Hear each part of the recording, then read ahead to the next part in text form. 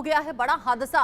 Greater Noida में बारिश के बाद दीवार गिर गई है। हादसे में 3 बच्चों की हो गई है दर्दनाक मौत, जबकि 3 जख्मी बताए जा रहे हैं। यहाँ पर मकान बन रहा था और अचानक से उसकी दीवार ढह गई।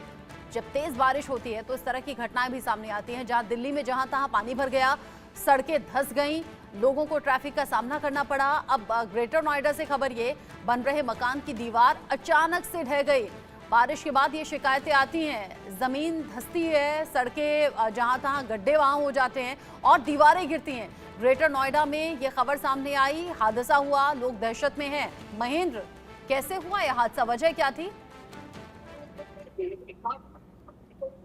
बिल्कुल, देखिए कल ग्रेटर नोएडा में एक मकान बन रहा था और ये बताया जा रहा था कि जो मकान के पिलर थे वो काफी कमजोर थे और उसके ऊपर जब लेंटर डालने की कोशिश कर रही थी तभी अचानक जो मकान है वो पूरा भरभरा के गिर गया। उस समय उस मकान में तकरीबन 8 बच्चे थे और जिनमें से 3 की मौत हो गई थी। यानी कि बताया जा रहा है कि जो कमजोर पिलर लगाए गए थे उसके कारण ये हादसा हुआ। पुलिस मौके पे मौजूद थी। तकरीबन उन्होंने 5 बच्चों का रेस्क्यू किया। सभी को तत्काल निजी अस्पताल में भर्ती कराया गया। उसी समय तमाम जो जॉइंट सीपी से लेकर तमाम एडीएम एसडीएम तमाम मौके पे पहुंचे थे, क्योंकि देखिए जब बारिश आती है और कुछ घंटों की बारिश में ऐसे निर्माण जो होते हैं वहां कहीं ना कहीं इस तरह के हादसे होते हैं। इससे पहले भी हमने देखा किस तरीके से नोएडा के अलग अलग इलाकों में जहां बारिश के दौरान निर्माण किया जा रहा था वहां ये हादसे होते, या तो बेसमेंट में हादसा हो जाता है या कोई पिलर गिर जाता है या कोई छत टूट के नीचे गिर जाती है, जिसमें ऐसे हादसे होते हैं। मगर यहाँ गनीमत ये रही कि जो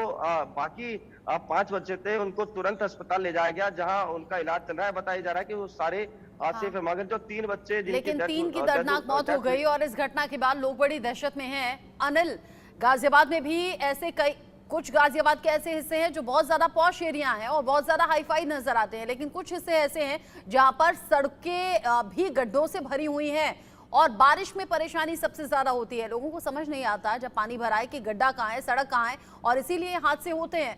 इन हादसों से बचने के लिए इंतजाम क्या?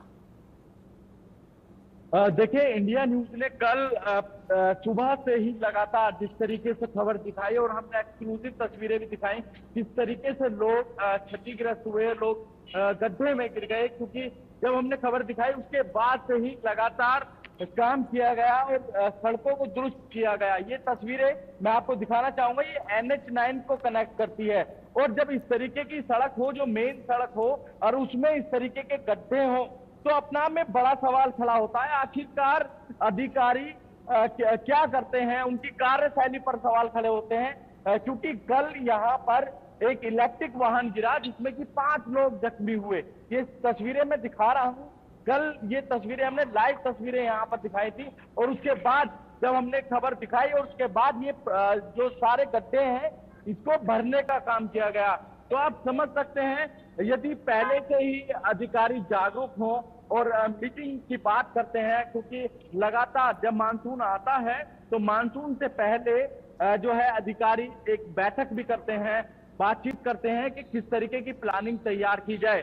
पर जैसे ही कल कुछ घंटों की बारिश हुई, चाहे वो दिल्ली हुई, दिल्ली के पास ही ये इलाका है और दिल्ली से सटा हुआ ही गाजियाबाद है और गाजियाबाद में भी स्थिति बिल्कुल दिल्ली जैसी ही दिखाई दी। तमाम इलाके ऐसे जलमग्न हुए, ऐसी सड़कें जो है तालाब नुमा हुई, जिससे कि लोगों को खासा दिक्कतों का सामना करना पड़ा और कई घटनाएं भी ऐसी हुई जिसमें कि मैंने बताया आपको कई लोगों के पैर में चोट यहाँ आ गई थी।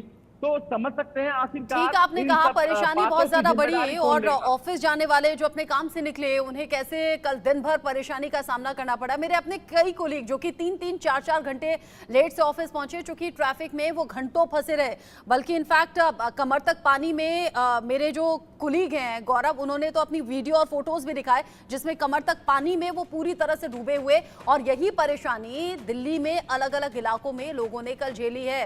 दिल्ली एनसीआर में ये सूरत फिर से ना आए, प्रशासन की बड़ी जिम्मेदारी है, क्योंकि मॉनसून ने दस्तक दे दी है। एक छोटा सा ब्रेक, यहां पर लौटेंगे।